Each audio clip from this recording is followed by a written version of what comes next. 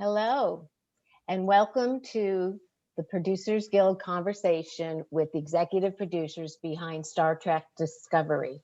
We'd like to thank our friends at CBS All Access and MRC PR for making this event possible. It is my pleasure to introduce our moderator today. Daniel Holloway is executive editor TV at Variety, where he oversees coverage of the television business across multiple platforms. His work has been recognized with the Southern California Journalism Award for Entertainment, News Reporting, and an Eddie and Ozzie Award for Investigative Reporting. Welcome, Daniel. Welcome, panelists, and please take it away. Thank you. And thank you to the executive producers of Star Trek Discovery, off to a great start, for being here today. We're joined by Olatunde Osunsanmi, Michelle Paradise, Heather Kadin, and Alex Kurtzman. So again, thank you guys. Appreciate you doing this. Thank you, Dan. Thank you for having us.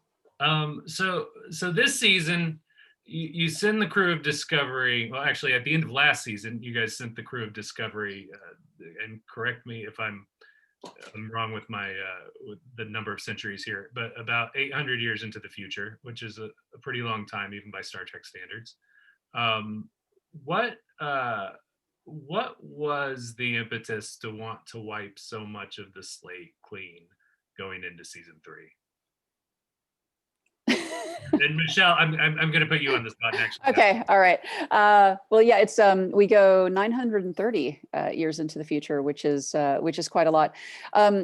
We had they had talked about that at the start of season 2, actually wanting to make a time jump at the end of season 2, and there was a lot of discussion about just how far we should go.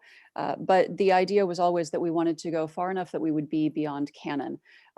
Seasons 1 and 2 were a lot of fun in terms of being in the middle of all of that and finding all of the creative ways in which we could get some of the answers to some of the lingering questions for our show and from TOS. But going that far into the future kind of took us beyond all of that and really gave us a lot of fresh snow to play with.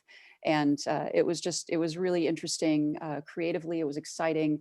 It gave us the chance to take familiar species and mix them up in different ways, familiar worlds, and sort of change what was the configuration of those worlds. Alliances were shifting, and just a really cool way to kind of see, well, what would the future look like, and what are the new places we can explore. From a world building perspective, I mean, it's Alex, when you guys set out to make Discovery, you knew it took place at a very particular time in Trek history. You knew basically what that looked like, not necessarily in terms of sets, but in terms of, what would be going on, what the landscape would be. And as Michelle just described, you got a chance to redo that. How did you go about, rebuilding a world that is completely new, but also looked recognizably like Star Trek? Well, to jump that far into the future, you risk creating a world where nothing is recognizably Star Trek. And then suddenly you feel like you're on a show that isn't Star Trek. And so one of the things that we talked about early on was what has remained of iconic Star Trek imagery, and how do we tip our hand to it, but then how do we shake it up so that there's something new to it now, right? So for example, that there's a pad, that there's a badge, that there's a tricorder, and we said, well, what if we just basically made it an iPhone, right? It makes a lot of sense that 1,000 years in the future, they've all been merged into one thing, and everything radiates as a hologram out of the badge. So that's a reinvention of 3 different tools of Star Trek, but it makes sense that those things would have evolved, in almost 1,000 years. Early on, we talked about not wanting it to feel like a dystopia. One of the key elements is that Star Trek has at its core this vision of optimism. We knew we were going to drop Burnham into a dark place, but it was all the more incumbent on us to make sure that there was something accessible about it anyway, which is why we chose Iceland, because there's something, she could have entered into a world where everything was metal and nothing looked familiar, but she drops into a very organic place. At first, you can connect to it just because it feels like it's our world now. And it isn't until she actually gets to the city that she sees what the future holds. At the end of the day, our characters are always pointing toward reverting back to optimism and reaching for it. So that was an ethos that really permeated all of our design choices in a lot of ways. And Tunde is just extraordinary at that. He shot both the premiere and the finale. And the thing that we love so much about working with Tunde is how much he grounds these radically fantastical ideas into something really emotional and relatable. So it all kind of came from a place of character and design, but it was always about making you never feel alienated from the world that you knew. Tunde, you'd been, as we were just discussing a little bit ago before we started the panel, you've been with the show since the beginning. So you know what the show feels like, you know what the show looks like. How much did you feel freed up to play with the sort of standards of the show more so than you might have in seasons 1 or 2? Quite a bit. There's a lot of pressure having, grown up watching Star Trek and knowing how the fans feel about Star Trek, to represent Star Trek in, quote unquote, the right way, and you want to do that, but you want to, even back in seasons 1 and 2, we wanted to update it just a little bit with the times. So with season 3, we were able to go much further than that, and really try and invent canon, so to speak. For instance, on the Discovery, there's no transporter room, and who would ever have thought you wouldn't have a transporter room? But as Alex was just explaining, the badges have these functions that allow for portable transportation. So playing with a lot of those ideas was truly terrific, and also playing with the different relationships between the species and the different spin on how the species act now as opposed to the way they acted before and how they related with each other was a lot of fun. And I've often wondered what it would be like to go to sleep and wake up like 1,000 years in the future. And through Burnham and through what Alex and Michelle wrote, we really got to experience that, and there's stuff that we love about the world and stuff we don't like about the world. And, hopefully that really resonates with people. Heather, were you all concerned at all about, you had a formula for, I don't want to say a formula, but you had a show that was working essentially, and fans of franchises are going to quibble with things and, then they're going to love other things, but you essentially had a show that was working for 2 seasons. Were you guys scared to be making this radical shift in the show going into the 3rd?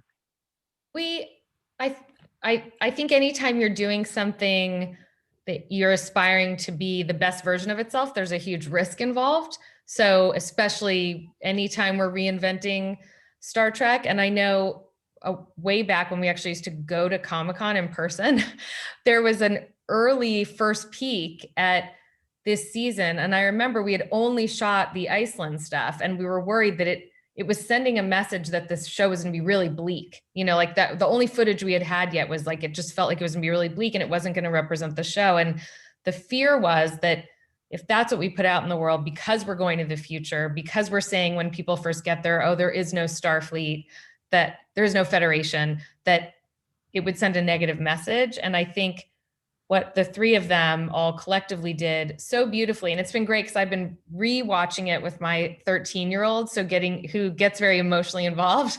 So getting to see his discovery, no pun intended, of the show and what we've done is all of these characters, because they've jumped forward, have gotten to create the identity maybe they always wanted and decide who they want to be and how they fit in a way they couldn't before because of their specific rank, and maybe because we were in a 10-year box, I don't know. But I think to see Burnham decide, yes, this is the path I want to take, and Tilly decide this is the path I want to, there's something incredibly empowering about that.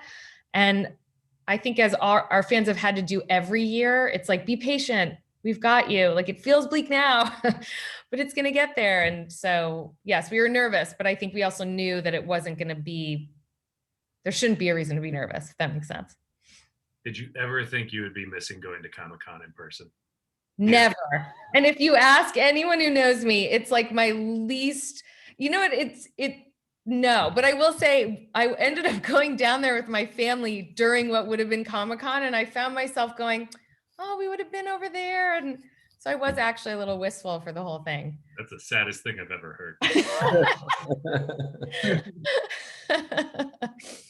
I had this written down as something to talk to you guys about, but I feel like you're chomping at the bit almost to talk about the aliens in season 3. It was, I mean, we spent so much time with Klingons and Vulcans in seasons 1 and 2, and so it was really great to see Orions and Andorians and Trill, and you guys didn't shave any of their heads, and it was, could you talk about bringing those in, bringing those aliens, those classic Star Trek aliens in the way that kind of tethered it to old Star Trek while, forging into this very new area.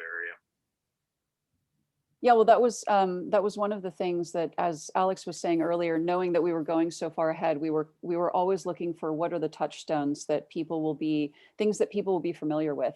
And so as we were thinking about what are the aliens we're seeing, where are we going to focus some of these stories? You mentioned Trill, that was a big one too. We wanted to choose, we wanted to be very thoughtful about that and choose the aliens that have resonated in the past and that would give us what we needed story-wise for season 3. But then again, because we're 930 years ahead, we can mix those things up a little bit. Who knew that the Andorians and Orions would be friends? that was fun to get to play with, and seeing Trill in a new way, and seeing some of these other species in new ways. It was fun to get to play that, and it also felt important because it felt like it was anchoring back to the original series and the other series that have come since. The Trill ended up, when I first recognized that you guys were doing a Trill storyline, for any, I think Deep Space Nine is probably like the most, one of the series that is most like prized by fans, right? So of course it was exciting, but then it becomes this this entry point for this wonderful storyline in season 3 with Adira and Gray, and having a relationship between, trans non-binary characters. At what point did you guys start talking about those characters and about that relationship and the role that it would play in season 3?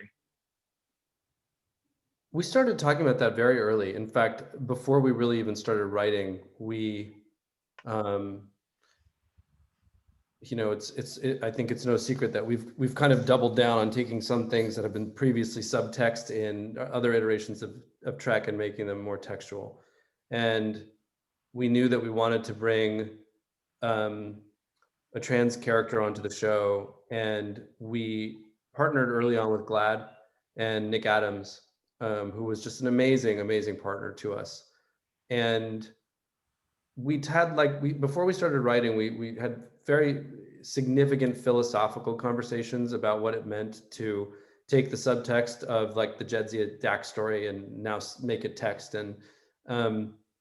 And we put out a casting call it was a pretty wide-ranging casting call, actually. And in the casting call, Blue Del Barrio sort of came like a lightning bolt out of nowhere. And they were so extraordinary from the second they appeared on screen that we just said that we have to hire Blue. And then one of the other people who came from this open casting call was Ian Alexander, who I'd been a huge fan of from the OA. And there was just something about the idea of writing a relationship between the two of them. One of my favorite films, I think probably my favorite romantic film, is Truly Madly Deeply. And it's an old film, but it's a beautiful love story. It's one of the most touching love stories I think I've ever seen. And the idea of doing Truly Madly Deeply with Adira and Gray was I think a little bit of the genesis of that. And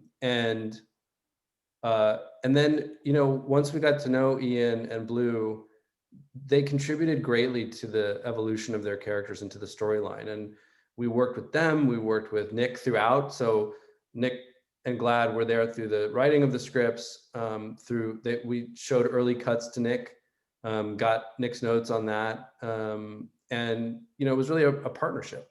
But I think we felt that it was important to stand by the ultimate message of Star Trek, you know, infinite diversity and infinite combinations, and take it to a new level. And that's why we chose to go there. And you guys had worked with GLAAD during season 1 also with Yeah. Stamets and Culber, right? Yeah, we're working with GLAAD on a lot of shows right now, and Nick has been incredible. There's a really, it's in the latter part of the season. I can't, you know, the episodes blur, but there's a really pointed and great conversation between Adira and Stamets where they, you know, correct him on pronouns. And it's, I guess, Michelle, I wanted to ask you about writing that scene. It was one of the like saddest things I've ever remember reading about Star Trek was LeVar Burton talking about his feeling that Geordi was gay, but that it was a show that was, you know, written by men in the 20th century, and that could never happen. So, I mean, did you feel the weight of the thing when you guys started talking through what that scene would be? Absolutely. And as Alex was saying, it was the entire season was a partnership with us, with the actors, with Nick. And, you know, when we originally cast Blue, they were still finding their own path, and they've spoken about this publicly. So I'm not sharing anything that they haven't already shared. But they were still figuring out who they were and how they self-identified and how they wanted others to identify them. And one of the things we said early on was, we will evolve this character with you. You tell us how you're feeling, what you're feeling when you're ready. At the beginning of the process, they weren't ready to be out about being non-binary. They weren't ready to be referred to by they, them pronouns. And so we incorporated that into story. And then when that changed for them, then it became a conversation of, well, how do we do that? And it was a phone call with them and having a conversation of, here's the idea for the scene and what do you think? And basically just pitched them the version of the scene that plays out now, and they thought it was great. And so that's the scene that ends up being on screen. And what I thought was so lovely about it, and what they said they responded to, and what Nick also responded to, is that it wasn't a huge thing. It wasn't a moment. It's a moment in Trek, and we were super conscious of that moment, but we didn't make it into a huge thing. It was part of a growing relationship between those two characters. It felt very organic in that moment at that time, and it was something that Blue said they felt very comfortable with, and they really liked the way it played, and so. Yeah, it spawned a whole other thing too. One of my favorite articles that has been written about the show of late was about space dads. That 2020 was the Space Dads. Space dads, and on the left side of the top of the image was Mando and Baby Yoda, and on the right side was Adira and Stamets. And I just thought, like, well, we definitely accomplished our goal here, because the whole, as Michelle said, like, the intention was to underwrite the scene, right? It was not to, I mean, all the way to when we were in the mix, there was sort of a, you know, Adira says they, and Stamets has this lovely, sweet, like, okay, you know, like, it's not a conversation, but the music was like, oh, and we said, no, guys, like, we gotta pull it back. We gotta pull that cue out. Like, we have to be there's nothing about this that can feel over the top, or we have to normalize. That's the whole idea, right? It has to be presented like anything else. And hopefully that in and of itself is the message. I think that was the approach with Stamets and Culber in the beginning too. Like, we introduced them, they're brushing their teeth, you know, and that was a big deal for Aaron Harberts at the time. Like, they should just be presented doing things that any couple is doing. And I think it's in that subtlety that, especially, again, I'm watching now with a 13-year-old, it just feels totally normal. It's not a thing that you have to like stamp down and make a big deal about. Yeah, it struck me so much of what's happening in that scene is kind of, what Anthony is doing is so critical to it, because you just want him to be this accepting dad, and then he is, and it just works so well. It is interesting to watch these shows with our kids, right? Because for us, it's a big, huge deal. And for them, they're like, yeah, that's how it is at school. You know what I mean? So it's interesting. Like, it's a wonderful progression. I mean, it is an amazing thing to see. But that's how it is at our kids' school. I don't know if that's how it is. Like where I grew up, it's not how it is at school. So I think For sure. that is what's lovely about, I think, us playing it. Like that's just is what it is. Like that's just who that person is. You know, I think. Yeah, that's a great point. LA parents Zoom right here. I wanted to talk about some of the individual characters, and I wanted to start by talking about Michael. And really, before I get into her arc, I want to ask Tunde, because you directed the finale. Was it exciting to finally get to direct a Die Hard movie, or was that, or were you like, oh no, it's John McClane? Oh no, it was exciting. I love that stuff. I'm I've got a big appetite, and Alex and Michelle and the rest of the writing staff, they give it to us. There's you got drama, you've got tears, you've got people jumping between elevators, you've got Burnham fighting against a green alien. You've got you name it. They find a way to weave it in there, and to weave it in there in an emotional way, and give us as directors all of these different different pinions to hang our directing hats on, and deliver something to the audience that's pretty cool. So yeah, it never gets old. It's a lot of fun, and I think it's because of the exploration of the characters that Alex and Michelle give us, episode in and episode out. There's a thing that comes up with Michael this season that felt like it was something that might have been brewing at different times in the previous two seasons, but really cohered in this one, which is that she's going to, and it's sort of stated explicitly a couple times, she is going to try to save the day, even when that is probably a bad idea, like every single time. And it struck me, it's very Kirk-like, right? Was that so much of the character in season one was sort of defined by, this is a human that was raised by Vulcans. Aside from her obvious like hero journey, was that a part of her that you wanted to lean into this season? Oh, for sure. There's a line where she says, "I don't believe in no-win scenarios." I mean, we're just right there. Yeah, the intention is very much to say that in a funny way, she's probably closer to Kirk than any captain since Kirk. And then spoiler alert, in the finale, it ends with her in the captain's chair. It feels like that is a thing that we've always known or hoped was going to happen if you're watching the show, from the outside. I mean, for you guys, did you always know that, when we got to the end of season 3, this is where she's going to be? Yeah, we talked about it at the beginning of the season and knew exactly that that's where we were going with her. So figuring out her arc over the course of the season was all about, if that's where we want to take her, then how far away from that can we start her? And that was really part of the reason for having her be in this new world for a year alone. It was to explore her points of view, explore who she is without all of the things that she had been holding on to in seasons 1 and 2. And also, of course, to give Sonequa, our incredible Michael Burnham, new layers to play and new places to find within that character, which we look to do every season, of course.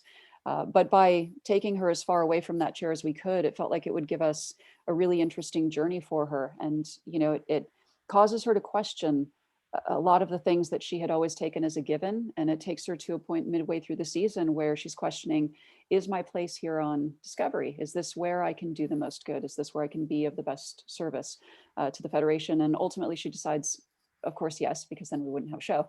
And then that starts the journey beyond, and step by step taking her to that place where we knew we wanted her to be. And I just have to say, Tunde, that moment, I still can't watch it without just shivers. He just, like, watching her come out of the turbo lift and move toward the chair and sit in the chair, the way he shot that whole thing, it just couldn't possibly have done it more justice. And it's just amazing. Yeah, well, it's, you know, I appreciate that, but you know, it was on the page, and I remember the night before we shot that scene, you know, I couldn't sleep, and I got in, and I was a little edgy, and Glenn Keenan, our DP, who shoots just beautiful images, was edgy, you know, and you know, we just cared so much about representing how Sonequa sat in that chair, you know, first Black woman captain, and it meant a lot. And even though we knew that we were going to get there, you know, when you actually read the pages, when you read the words, it was a big deal, you know, and yeah, hopefully we nailed it for the fans. Great moment in that finale. What, you know, Michelle, how tempted were you when you guys were breaking the season to keep her and Discovery apart for longer, to kind of, you know, for that, to create that sort of like, to establish that notion of that she has had a separate experience now that is defining her kind of apart from her role on the show? Not very. I mean, Alex and I talked a lot about how to do that and what was the best way to do it and how much time to keep her away. But it feels like when you tune into the show, it feels like you want to see her with her family. You want to see her with the crew. And so it felt right that giving, I mean, it was definitely a unique way to structure the first couple of episodes of our season by giving her standalone episode and then seeing what happened to the crew. And that felt like an exciting choice and a really interesting way to kind of come in and announce this is a new season and we're 930 years ahead. And there are some interesting storytelling things that we can do here. But it felt like we wanted to get her back together with them sooner than later in terms of the season, but not necessarily sooner than later in terms of a time itself. Like giving her a year felt right, but keeping her on a separate story track for multiple episodes didn't feel right. I was happy. I will admit I was happy at the point in the season where we go to Navarre, because up till I was starting to worry we weren't going to get enough Vulcan shit in this season. And, so thank you for not leave me completely bereft. I was also pleased to see Doug Jones out of makeup. That was lovely. You know, there's the question of getting to give Doug that opportunity and not have it just be like a scene, but have him really get to work over the course of a couple episodes that way. You know, one, was that something that Alex, that you guys had been wanting to do for a while, and two, I mean, Saru has a really interesting arc this season, and it's really nice to see him come into his own and be the captain and be good at it. You know, what could you just talk about those two things? Yeah, Doug had expressed to us some time ago that he would love us to find a way at some point for him to perform out of the Saru prosthetic. And Doug is like the most incredible trooper when it comes to, you know, he's up at 2:30 in the morning. He's in the chair by Tunde, what time? Like, oh, he's often in there at 3:30. 3:30. Yeah, he's in for 2 hours or something in the chair every day or something. That's right, and sometimes longer depending on, you know, what the weather conditions are going to put us across. Never complains, never, you know, always does it. He's just unbelievable, and on his toes, like walking around on his toes. Yeah. Yeah. And always in good spirits. Like, it's an incredible thing. So we knew, like, I think in the back of our minds, since he said it, and he said it a while ago, we'd been looking for the right opportunity. And then when we came to this particular story, it just made a lot of sense. And it was kind of a Lego click for us of, oh, that's the way to do it. Especially since it also opened the door to the idea that in this hollow world, everyone is represented differently than they actually are. So there was an organic story reason for it, but it was great. And I think Doug got to, you know, Bill Irwin, who plays Sukal, who is an extraordinary actor in or out of prosthetics, just like Doug. It was interesting to watch, you know, that I don't think people understand how hard it is to act in those prosthetics. And to make it look normal and easy and simple, it requires a specific talent and a certain level of self-awareness, both of your body and your voice and really everything. I mean, imagine acting with a mask on where you can't see most of what's happening in front of you. You know, it's a really, really unique talent. And both Bill and Doug, you know, they started in the world of mime, right? So they have this extraordinary sense of physicality to them. So it was really quite something, and they knew of each other's work well. So it was really quite something to watch those two actors do that. And I think Bill watched Doug's sort of, you know, when he walks, he sort of waves his hands behind him, and he mimicked that as a Kelpian move. He took a lot of the physicality that Doug had established. So that was really, really wonderful to watch. And obviously there's a very emotional payoff too, because Sukal's the barrier that he has is the idea that he doesn't know if he should believe what these people are telling him when Saru says, I'm actually just like you, you know. So he takes a massive leap of faith, and once he faces his fear and gets through the other side, he realizes, of course, that Saru in fact looks like him and that he's not alone anymore. So there's a really emotional payoff to that as well. That whole storyline was something we had conceived of from the beginning. And it actually came out of the short story, Those Who Walk Away from Omelas. And the idea of a child at the center of a town. And obviously the story that we ended up conceiving isn't that, you know, it isn't that. I think that was just a jumping off point.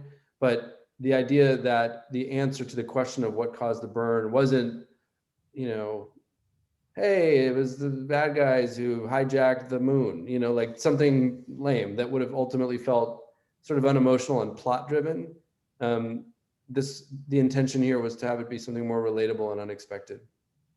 Omelas I think I remember this, Ursula K. Le Guin's story. That's like a classic science fiction story. Yeah. Yeah, and we kind of referenced Le Guin in the season because we named one of the ships after her. So yeah. I missed that. That's awesome. Yeah. You guys also said goodbye to Michelle Yeoh. Presumably, I don't know, it's Star Trek, she could come back. But you sort of said goodbye to Michelle Yeoh this season. I mean, how you know, how difficult was that? Because I know you guys are all fond of her. And two, can you talk about the Terran story and you know, rebuilding out the Terran world and getting to see that again? Well, I'll take the first part, Michelle, you take the second part. So, Okay. It's obviously no secret that we've been working on Michelle's spinoff show for Section 31. So the big question was how to do it in an organic way, how to do it in a way that paid off the relationship arc that was set up from the beginning. You know, it's no accident that Discovery in the pilot, they're walking through the deserts, and in their final episode, they're walking through the snow, and a visual echo of what we did in the premiere. There's a whole relationship arc that they've had from the beginning of the series, and also Georgiou has really never confronted in an honest way the consequences of her choices as a Terran, and the closer that she gets to the crew of Discovery, with whom she's very bonded and does not want to say so, the more she is forced to reckon with those choices. So in knowing that we were going to bring Michelle into Section 31, we needed to give her an appropriate goodbye that tied up a lot of the story threads that we set up from the premiere of season 1.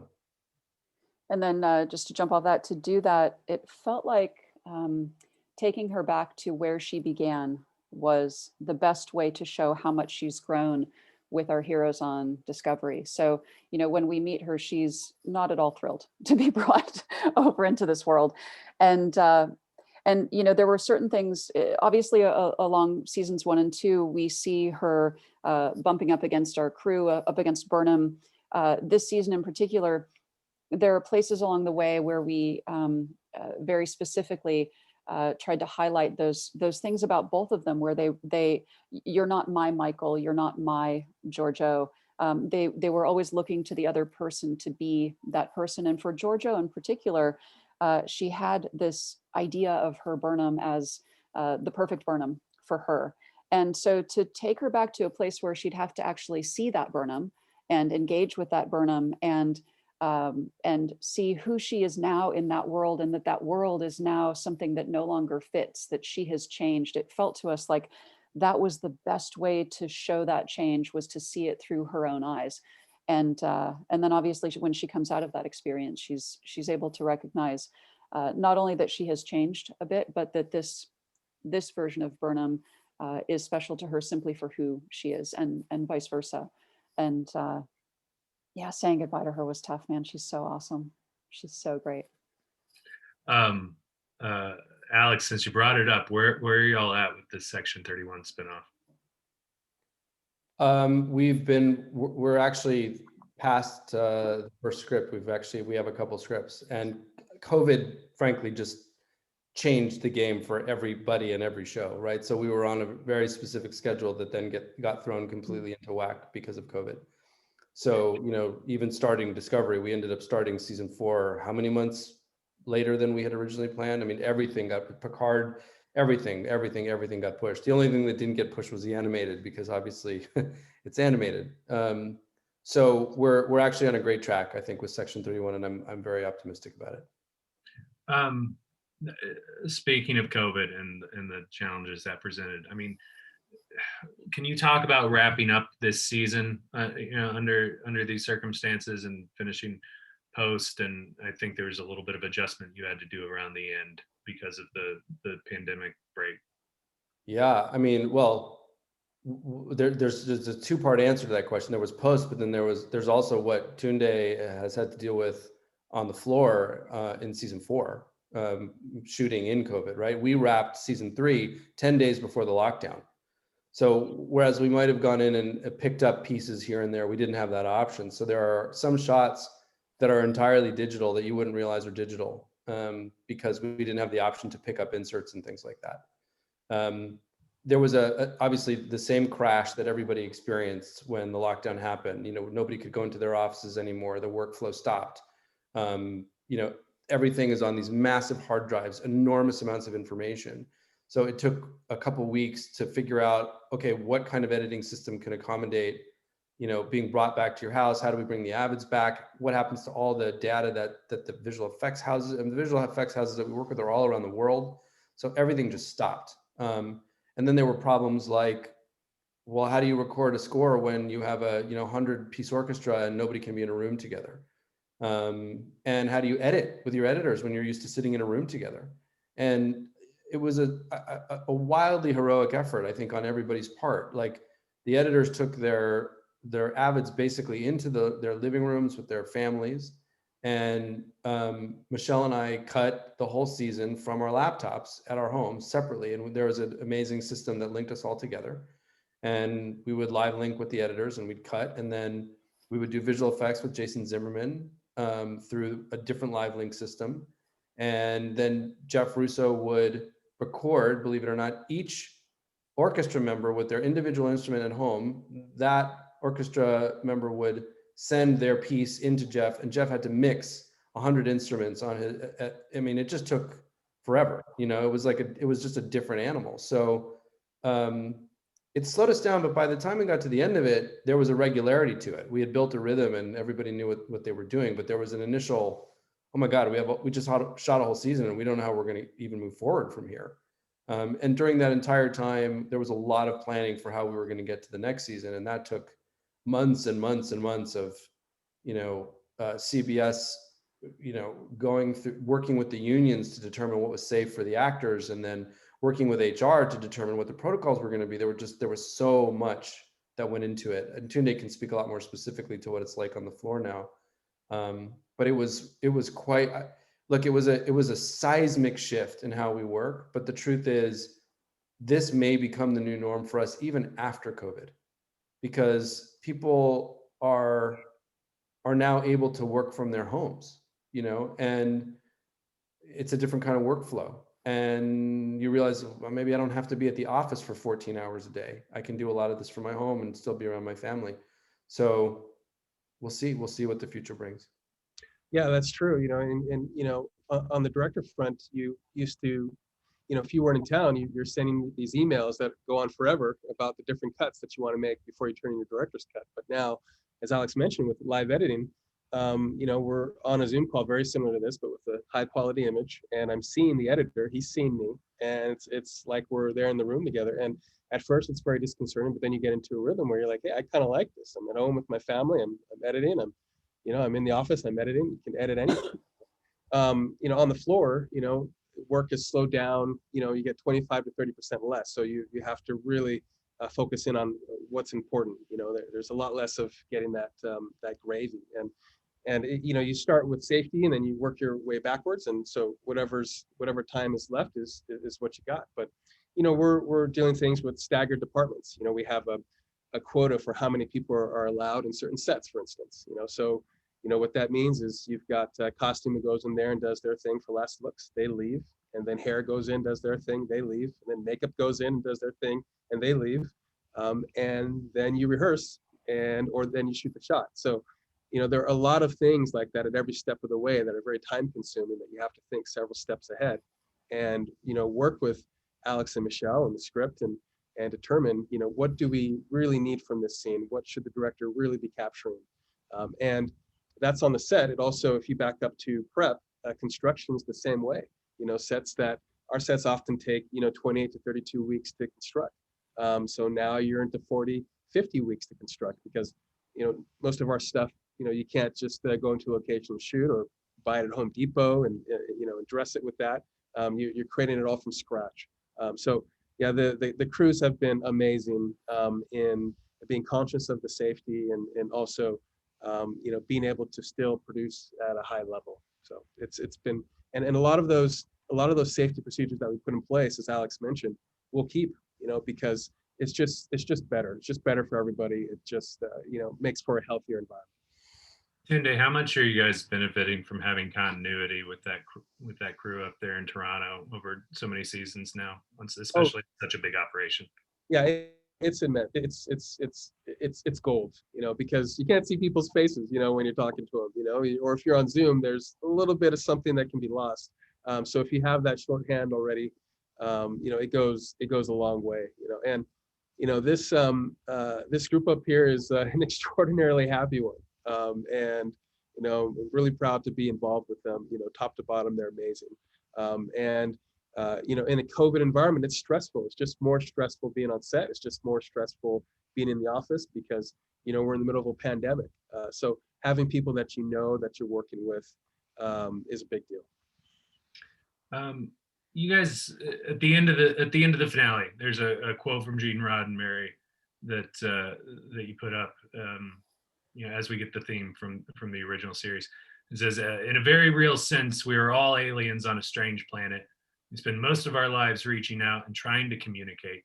If during our whole lifetime we could reach out and really communicate with just two people, we are indeed very fortunate." Roddenberry obviously said a lot of things over the course of his life, but why that quote at that moment in the show? Well, that was actually suggested to us by Rod Roddenberry.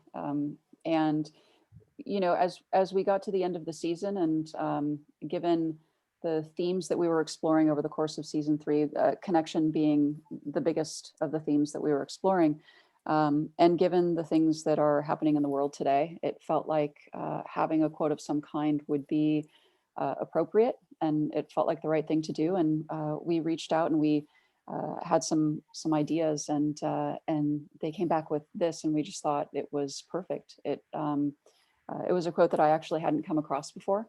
And I, as we talked about it, it just felt like it fit exactly what we had been doing and what we were looking to convey all season long, and then particularly in the finale and in those final moments. All right, guys, I think we're going to leave it there. Really appreciate the time, and thank you for a great season. Thanks so much. Thanks, Thank Dan. you. Yeah. Thank you.